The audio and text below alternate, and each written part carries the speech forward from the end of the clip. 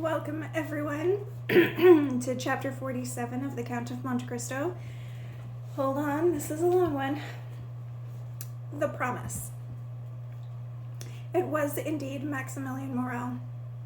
He had been in despair since the previous day. With the instinct of a lover, he had divined that with the arrival of Madame de Saint-Méran and the death of the Marquis, some change would take place in the Villefort household, which would touch his love for Valentine. Valentine had not expected to see Morel, for it was not his usual hour, and it was only pure chance, or, better still, a happy sympathy that took her into the garden. When she appeared, Morel called out to her, and she ran to the gate. "You here at this hour?" she said. "Yes, my poor dear," replied Morel. "I have come to bring and to hear bad tidings." "This is indeed a house of mourning," said Valentine. "Speak, Maximilian, yet in truth my cup of sorrow seems full to overflowing." "Dear Valentine, listen, I entreat you," said Morel, endeavoring to conceal his emotion. "I have something grave to tell you. When are you to be married?" "I will conceal nothing from you, Maximilian," said Valentine. "This morning the subject was introduced, and my grandmother, in whom I had hoped to find sure support, not only declares herself favorable to the marriage, but is also so anxious for it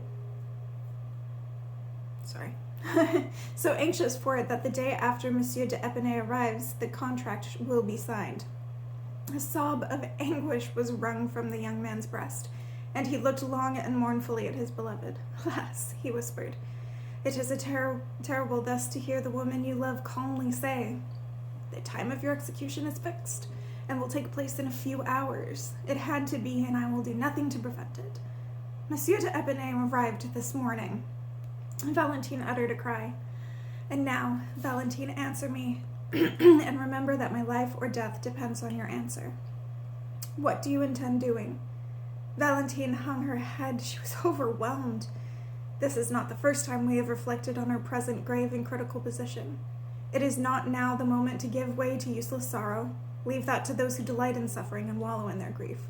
There are such people, but those who feel in themselves the desire to fight against their bitter lot must not lose one precious moment.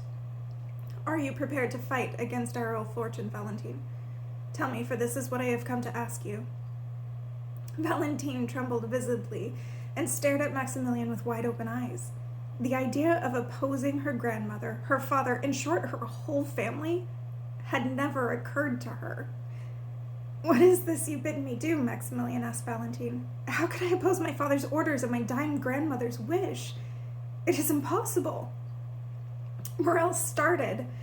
"You are too noble-hearted not to understand me, and your very silence is proof that you do. I fight. God preserve me from it. No, I need all my strength to hold back my tears. Never could I grieve my father or disturb the last moments of my grandmother." "You are right," said Morel phlegmatically. "How can you say that?" cried Valentine in a hurt voice. "I speak as one full of admiration for you, mademoiselle." "Mademoiselle!" exclaimed Valentine. "Mademoiselle! How selfish! He sees me in despair and pretends he cannot understand my point of view." "On the contrary, I understand you perfectly. You do not wish to thwart your father or dissipate the Marquise, so you will sign the contract tomorrow, which will bind you to your husband." "How can I do otherwise? It is no good appealing to me, mademoiselle, for I am not a competent judge. My selfishness will blind me." Morel continued, and his toneless voice and clenched hands showed his increasing exasperation. What would you have proposed had you found me willing to comply with your wishes? Maximilian, tell me what you advise." "Do you mean that seriously?" "Certainly I do, and if your advice is good, I shall follow it. You know how I love you." "Valentine, give me your hand in token that you forgive me my anger," said Morel. "I am utterly distraught, and for the past hour the most extravagant ideas have been running through my head. Follow me, Valentine. I will take you to my sister, who is worthy to be your sister also. We will embark for Algiers, England, America, or if you prefer, we can go together to some province until our friends have persuaded your family to a reconciliation." Valentine shook her head. "Then you will submit to your fate, whatever it may be, even without attempting to oppose it?" even if it spelt death. I repeat once more, Valentine, you are quite right.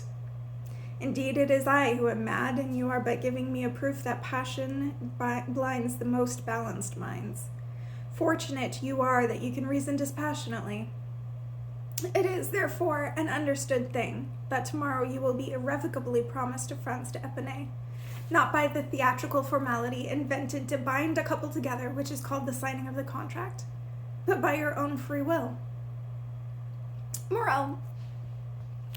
Morel said these words with perfect calmness. Valentine looked at him for a moment with her large, searching eyes, at the same time endeavoring to conceal from him the grief that struggled in her heart. "And what are you going to do?" she asked. "I shall have the honor of bidding you farewell, mademoiselle, calling on God to make your life so happy and contented that there may be no place for me even in your memory. He will hear my prayers, for he sees to the bottom of my heart." "Farewell, Valentine. Farewell," continued he, bowing.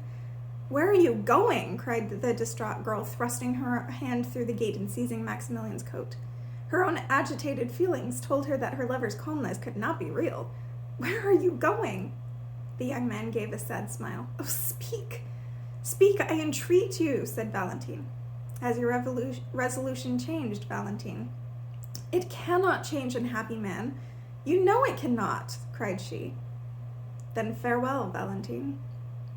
Valentine shook the gate with a strength she had not thought herself capable of, and as Morel was going away, pushed her two hands through, and clasping them, called out, "Maximilian, come here! I wish it!" Maximilian drew near with his sweet smile, and had it not been for his pallor, one would have thought that nothing unusual had taken place. "Listen to me, my dear, my adored Valentine," said he in a solemn voice. "People like us, who have never harbored a thought for which we had reason to blush before the world, our parents, or God, people like ourselves can read one another's heart like an open book. I have never been romantic, and I shall not be a melancholy hero. However, without words, protestations, or vows, I have laid my life in your hands. You fail me, and I repeat once more, you are quite right in acting thus. Nevertheless, in losing you, I lose part of my life. The moment you part from me, Valentine, I am alone in the world. My sister is happy with her husband. Her husband is only my brother-in-law, that is to say, a man who is attached to me solely by social laws. No one on earth has any further need of my useless existence. This is what I shall do. I shall wait until you are actually married, for I would not lose the smallest of one of those unexpected chances fate sometimes holds in store for us. After all, Monsieur Franz might die. A thunderbolt might fall on the altar as you approach it. Everything appears possible to the condemned man, to whom a miracle becomes an everyday occurrence when it is a question of saving his life. I shall therefore wait until the very last moment, and when my fate is sealed, and my misery beyond all hope and remedy, I shall write a confidential letter to my brother-in-law, another one to the prefect of police to notify him of my design. Then in a corner of some wood, in a ditch, or on the bank of some river, I shall blow out my brains as certainly as I am the son of the most honest man who ever breathed in France." A convulsive trembling shook Valentine in every limb. She relaxed her hold of the gate, her arms fell to her sides, and two large tears rolled down her cheeks. The young man stood before her, gloomy and resolute. "Oh, my God! Promise me, Maximilian, that you will not take your life," she cried. "I promise you I will not," said Maximilian, "but what does that matter to you? You will have done your duty, and your conscience will be at rest." Valentine fell on her knees, pressing her hand to her breaking heart. "Maximilian, my friend, my brother on earth, my real husband before heaven," she cried, "I entreat you, do as I am going to do. Live in suffering. One day, perhaps, we shall be united." "Farewell," repeated Morel. "My God," said Valentine, raising her two hands to heaven with a sublime expression on her face. "Thou seest, I have done my utmost to remain a dutiful daughter. I have begged, entreated, implored. He has heeded neither my entreaties, nor my supplications, nor my tears. I would rather die of shame than of remorse." She continued, wiping away her tears and resuming her air of determination. "You shall live, Maximilian, and I shall belong to no other man than you. When shall it be? At once? Speak. Command, I will obey." Morel had already gone several steps. He returned on hearing these words, and pale with joy, his heart beating tumultuously, he held his 2 hands through the gate to Valentine and said, "Valentine, my beloved, you must not speak to me thus. Better let me die. Why should I win you by force if you love me as I love you? Is it for pity that you compel me to live? Then I would rather die." "'Tis too true," murmured Valentine to herself. "Who but he loves me? Who but he has consoled me in all my sorrow? In whom but in him do my hopes lie, and to whom but him can I fly when I am in trouble? He is my all. Yes, you are right, Maximilian. I will follow you. I will leave my father's home, leave all. Ungrateful girl that I am," she cried, sobbing. "Yes, I will leave all, even my grandfather, whom I had nearly forgotten." "No, you shall not leave him," said Maximilian. "You say that your grandfather likes me. Very well, then, before you flee, tell him all. His consent will be your justification before God.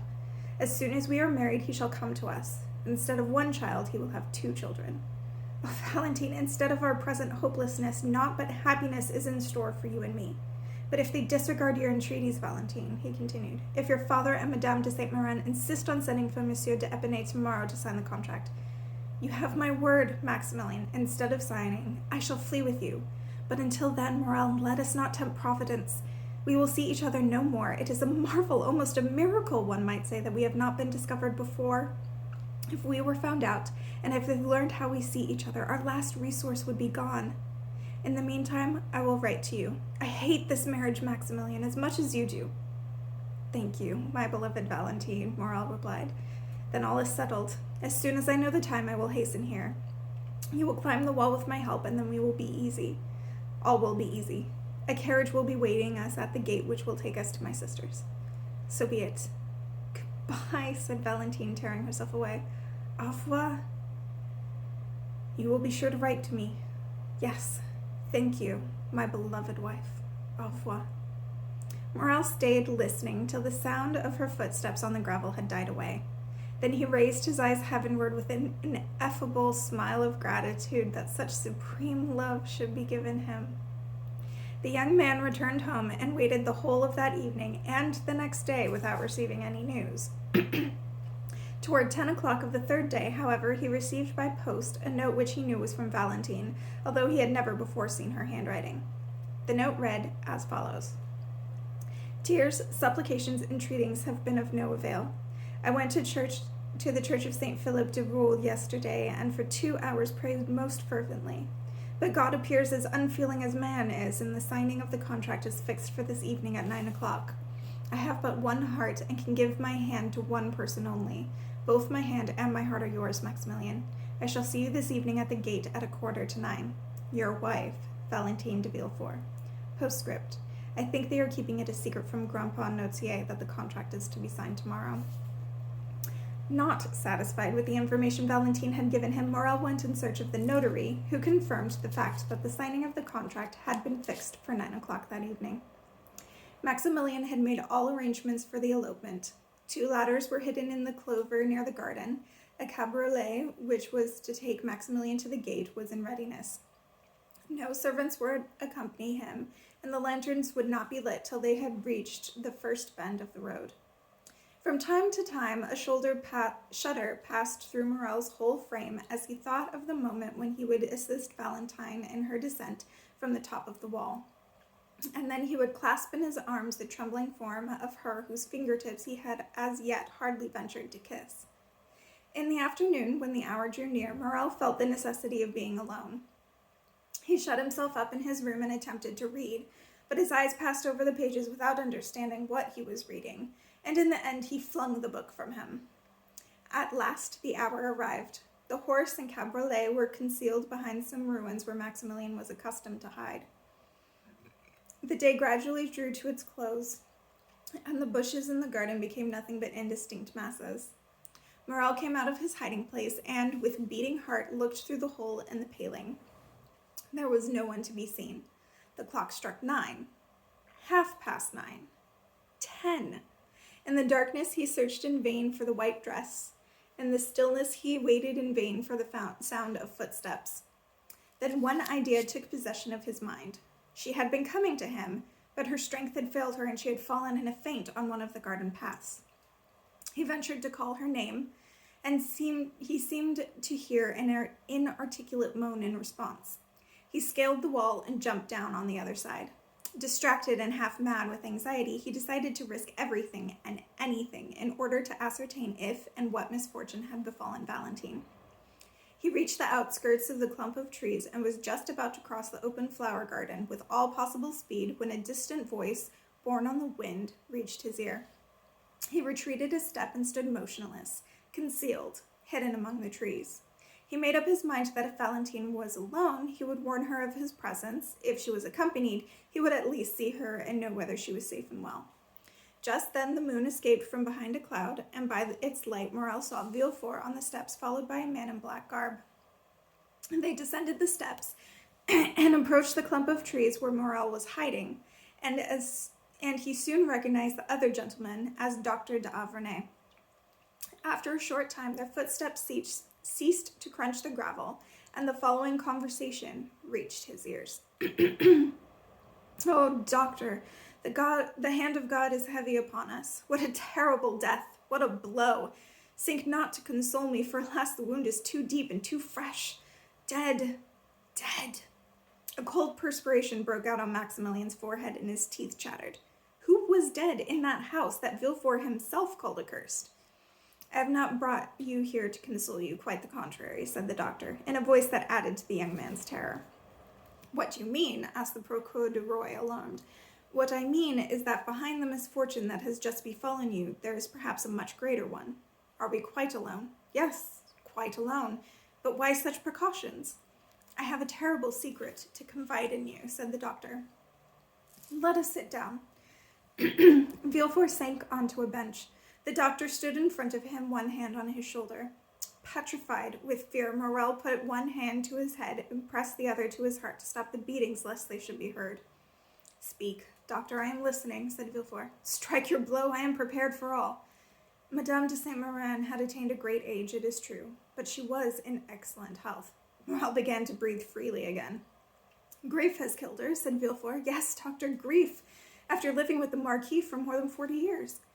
"It is not grief, my dear Villefort," said the doctor. "Grief does kill, though very rarely, but not in a day, not in an hour, nor yet in 10 minutes. Villefort made no reply. He just raised his bowed head and looked at the doctor with staring eyes.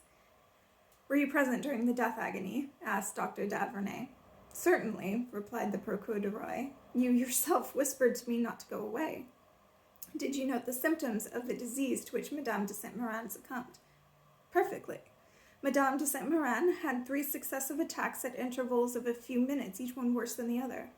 When you arrived, she had been gasping for breath for some few minutes. Then she had a fit, which I took for a simple nervous attack. I did not actually become alarmed till I saw her raise herself on her bed and her limbs and neck stiffen.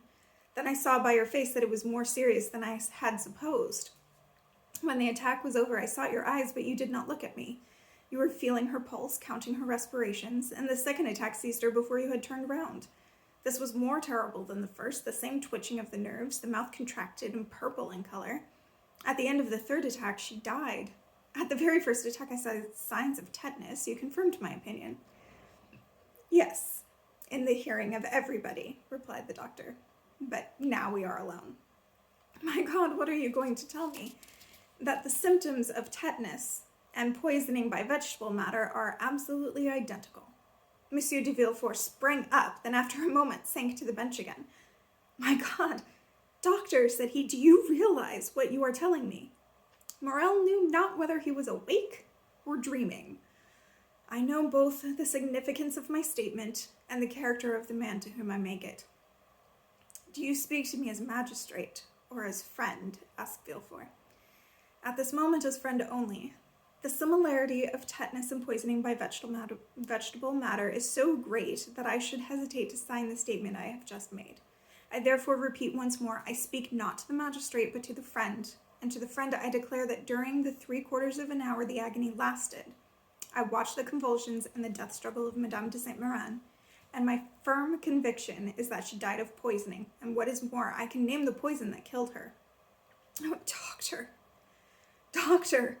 All the symptoms were there. Sleep disturbed by nervous tremors, excitement of the brain followed by torpor, Madame de Saint Méran was succumbed to a large dose of bruchine or strychnine, which has doubtless been administered to her by mistake. Villefort seized the doctor's hands. "It is impossible," he said. "Am I dreaming? Surely I must be. It is terrible to hear such things from a man like you. For pity's sake, doctor, tell me you have been mistaken." "Did anyone see Madame de Saint Méran besides myself?" "No one." "Has any prescription been made up in the chemist's that has not been shown me?" "None." "Had Madame de Saint Méran any enemies?" "I do not know of any." "Would her death be to anyone's interest?" No, surely not. My daughter is her sole heiress, Valentine alone. Oh, if such a thought came into my heart, I should stab that heart to punish it for having harbored such a thought, if only for a moment." "God forbid that I should accuse anyone," exclaimed Monsieur d'Avrigny. "I speak of an accident, a mistake, you understand. But whether accident or mistake, the fact remains and is appealing to my conscience, which compels me to speak to you. Make inquiries." "Of whom? How? About what?" Is it not possible that Barrois, the old servant, has made a mistake and given Madame de Saint Méran a potion prepared for his master?" "But how could a potion prepared for my father kill Madame de Saint Méran?" "Nothing more simple. You know that in the case of certain diseases, poison becomes a remedy. Paralysis is one of these cases. I have been giving Monsieur Notier bruchine for the past 3 months, and in his last prescription I ordered 6 grains, a quantity that would be perfectly safe for one whose paralyzed organs have gradually become accustomed to it, whereas it would be sufficient to kill anyone else. But there is no communication between Monsieur Notier's room and that of Madame de Saint Méran, and Barrois never went near my mother-in-law. It is through carelessness that this has happened. Watch your servants. If it is the work of hatred, watch your enemies. In the meantime, let us bury this terrible secret in the depths of our hearts. Keep constant watch, for it may be that it will not end here. Make active investigations and seek out the culprit, and if you should find him, I shall say to you, you are a magistrate, do as you will." "Thank you, doctor, thank you," said Villefort with indescribable joy. "Never have I had a better friend than you." Fearing lest d'Avrigny might think better of his decision, he rose and ran into the house. The doctor also went away. As though he had need of air, Morel immediately put his head out of the bushes, and the moon shining on his face gave him the appearance of a ghost. "I have been protected in a wonderful yet terrible way," said he. "Valentine, my poor Valentine, how will she bear so much sorrow?" As though in answer, he seemed to hear a sob coming from one of the open windows of the house, and he thought he heard his name called by a shadow at the window. He rushed out of his hiding place, and, at the risk of being seen and of frightening Valentine, and thus causing some exclamation to escape her lips which would lead to discovery, he crossed the flower garden, which looked like a large white lake in the moonlight, reached the steps, ran up them quickly, and pushed open the door, which offered no resistance. The description of the house Valentine had given him now stood him in a good stead, and the thick carpets deadened his tread. He reached the top of the stairs without any incident. A half-open door from which issued a stream of light and the sound of a sob indicated to him which direction to take. Pushing open the door, he entered the room. In an alcove, under a white sheet, lay the corpse, more terrifying than ever to Morel since chance had revealed to him the secret concerning the dead woman. Beside the bed knelt Valentine, her hands stretched out in front of her, and her whole frame shaking with sobs.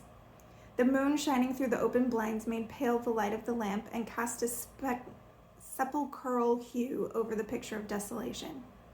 Morel was not of a pious or impressionable nature, but to see Valentine suffering and weeping was about almost more than he could endure in silence. With a deep sigh, he murmured her name, and the tear-stained face buried in the velvet of the armchair was slowly raised and turned toward him. Valentine manifested no astonishment at seeing him. "How came you here?" she asked. "Alas, I should say you were welcome, but that death has opened the doors of this house to you." "Valentine, I have been waiting there since 8:30, said Morel in a trembling voice. "Such anxiety was tearing at my heart when you did not come, and I scaled the wall, but we shall be lost if you are found here," said Valentine in a voice devoid of all fear or anger. "Forgive me," replied Morel in the same tone. "I will go at once." "No, you cannot go out either by the front door or the garden gate. There was only one safe way open to you, and that is through my grandfather's room. Follow me." "Have you thought what that means?" I have thought long since. He is the only friend I have in the world, and we both have need of him. Come. Valentine crossed the corridor and went down a small staircase which led to Notier's room. She entered. Morel followed her on tiptoe. Still in his chair, Notier was listening for the last sound. He had been informed by his old servant of all that had happened and was now watching the door with eager eyes. He saw Valentine, and his eyes brightened. There was something grave and solemn about the girl's whole attitude which struck the old man, and his eyes looked on her questioningly. "Dear Grandpapa," she said, "you know that Grandmamma Saint Méran died an hour ago, and now I have no one but you in the whole world to love me." An expression of infinite tenderness shone in the old man's eyes. "Thus to you alone can I confide all my sorrows and hopes." The old man made a sign of assent. Valentine took Maximilian by the hand. "Then look well at this gentleman," said she. Somewhat astonished, the paralytic fixed his scrutinizing gaze on Morel. "This is Maximilian Morel," said she, "the son of an honorable merchant at Marseille, of whom you have doubtless heard." "Yes," was the answer. "It is an irreproachable name, and Maximilian is in a fair way to making it a glorious one, for, though but 30 years of age, he is captain of Saphius and an officer of the Legion of Honor." The old man made a sign that he recollected him. Valentine threw herself on her knees before the old man, saying, "Grandpapa, I love him and will belong to no other. If they force me to marry another, I shall die or kill myself." The paralytic's eyes expressed a wealth of tumultuous thoughts. "You like Monsieur Maximilian Morel, do you not, grandfather?" asked Valentine. "Yes," was the old man's motionless reply. "Will you protect us, then, who are your children, against my father's will?" Notier fixed his intelligent gaze on Morel as though to say, "That depends." Maximilian understood him. "Mademoiselle, you have a sacred duty to fulfill in your grandmother's room. Will you permit me to have a few minutes' conversation with Monsieur Notier?" "Yes, yes, that is right," said the old man's eyes. Then he looked at Valentine with an expression of anxiety. "You wonder how he will understand you, Grandpapa?" "Have no fear. We have spoken of you so often that he knows quite well how I converse with you." Then turning to Maximilian with a smile that was adorable, though overshadowed by great sadness, she said, "He knows all that I know." Valentine rose and kissed her father tenderly, and taking leave of Morel, sorrowfully left the two men together. Then, to show that he was in Valentine's confidence and knew all their secrets, Morel took the dictionary and a pen and some paper and placed them on the table near the lamp. "First of all, monsieur," said he, "permit me to tell you who I am, how deeply I love Valentine, and what plans I entertain in regard to her." "I'm listening," said Notier's eyes. It was an imposing sight to behold this old man, to all appearances as a useless mass, now become the sole protector and support of two young handsome lovers just entering upon life. Imprinted on his face was a noble and remarkably austere expression which filled Morel with awe. He related how he had become acquainted with Valentine, how he had learned to love her, and how in her unhappiness and solitude Valentine had welcomed his offer of devotion. He gave full information regarding his birth and position, and more than once, when he questioned the paralytic's eye, it said to him, "That is well, continue." Then Morel related to him how they had intended to flee together that very night. When he had finished speaking, Notier closed and opened his eyes several times, which, as we know, was his manner of expressing negation. "No," said Morel, "you disapprove of my plan." "Yes, I do disapprove of it." "But then what am I to do?" asked Morel. "Madame de Saint Méran's last words were to the effect that her grandchild's marriage should not be delayed. Am I to allow it to take place?" Notier remained motionless. "I understand you," said Morel. "I am to wait, but we shall be lost if we delay. Alone Valentine is powerless, and she will be compelled to submit like a child. It was little short of miraculous the way I gained admittance to this house to learn what was happening, and was permitted to enter your room. But I cannot reasonably expect the fates to be so kind to me again. Believe me, there is no other course for me to take. Do you give Mademoiselle Valentine permission to entrust herself to my honor?" "No," looked the old man. "Whence will help come to us, then? Are we to seek it in chance?" "No." "In you?" "Yes." "Do you fully comprehend what I ask, monsieur? Forgive my importunity, but my life depends upon your answer. Is our salvation to come from you?" "Yes." "You are sure?" "Yes." "You can answer for it?" "Yes." There was so much determination in the look that gave this answer that it was impossible to doubt his will, even if one could not credit his power. Thank you 100 times. But unless a miracle restore to you your speech and power of movement, how can you chain to your chair mute and motionless? How can you prevent this marriage? A smile illuminated the old man's face, a weird smile in the eyes alone, while the rest of his face was impassive. You say I must wait? Asked the young man. Yes. But the contract? Again the same smile. Do you mean to say that it will not be signed? I do, said Notier. The contract will not be signed, exclaimed Morel. Forgive me, but I cannot help doubting such happiness. Will the contract really not be signed? No, said the paralytic. Whether it was that Notier understood the young man's decision, or whether he had not complete confidence in his docility, he looked steadily at him. What do you wish, monsieur? Asked Morel. Do you wish me to renew my promise to do nothing? Notier's eyes remained on him in a fixed and firm stare, as though he wished to say that a promise was not sufficient. Then they wandered from the face to the hand. Do you wish me to swear it? Asked Maximilian. Yes, motioned the old man with great solemnity. Morel understood that the old man attached great importance to an oath. He held up his hand. On my honor, said he, I swear to await your decision before acting in any way against Monsieur d'Épinay. That is right, said the old man's eyes. Do you wish me to retire now, monsieur? Asked Morel. Yes. Without seeking Mademoiselle Valentine again? Yes. Morel made a sign that he was ready to obey. Now, monsieur, will you permit your grandson to embrace you, as your granddaughter did just now? There was no mistaking the expression in Notier's eyes. The young man pressed his lips to the old man's forehead on the same spot where the girl had imprinted her kiss. Then he bowed again and retired. He found the old servant waiting for him on the landing. Valentine had given him all instructions. He took Morel along a dark corridor which led to a small door opening to the garden. Once in the garden, Morel soon scaled the wall, and by means of his ladder reached a field where his cabriolet was waiting for him. He jumped in, and worn out by so many emotions, though feeling more at peace, he reached his home toward midnight, threw himself on his bed, and fell into a deep, dreamless sleep. All right. The plot thickens. Poisoning? Accidental or intentional? We will find out. Have a good one.